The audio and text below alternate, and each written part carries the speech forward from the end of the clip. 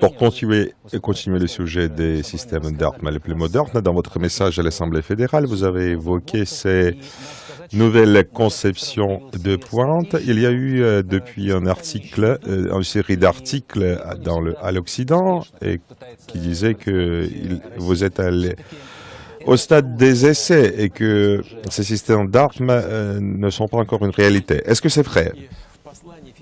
Dans mon message à l'Assemblée fédérale, je l'ai déjà dit et je le répète. En 2004, j'ai déjà dit que nous avons commencé la conception de ce nouveau système comme une riposte au retrait unilatéral des États-Unis du traité ABM. Et j'ai dit à l'époque, j'ai parlé du système qui s'intitule aujourd'hui l'Avant-Garde. C'est un système intercontinental de missiles non balistiques qui peut changer sa trajectoire tant par la vitesse que l'auteur. C'est une arme absolue qui dépasse la vitesse de 20 Mach.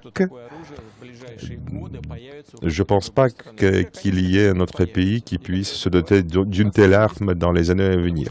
Mais même si c'est le cas, nous ne sommes pas préoccupés parce que nous possédons déjà cette arme. Ensuite, l'arme supersonique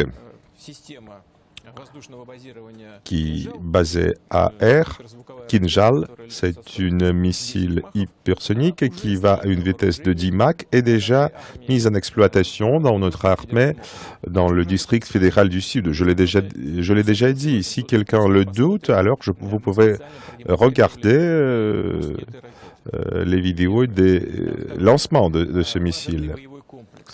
Notre complexe de combat, de laser de combat, qui est déjà mis en exploitation. Ensuite, j'ai déjà dit, je le redis, ce système avant-garde qui est déjà mis en fabrication en série, et l'an prochain, elle sera livrée dans les armées.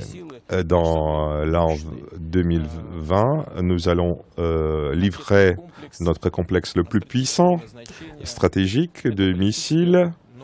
C'est le missile balistique super puissant Sarmat. Parmi d'autres réalisations, il y a deux produits qui sont dotés d'un engin nucléaire, d'un moteur nucléaire.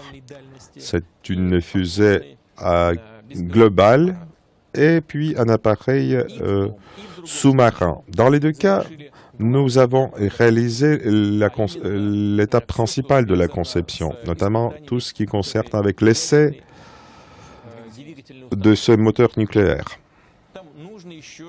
Bien sûr, il faut y apporter certains ajustements selon le programme que nous avons prévu, et c'est ce que nous faisons. Je n'ai aucun doute que ces systèmes d'armes seront livrés à l'armée russe dans les délais prévus. Et ceux qui le doutent, alors, ils doutaient déjà en 2004 à l'égard du missile l'Avant-Garde qui est déjà fabriqué en Syrie.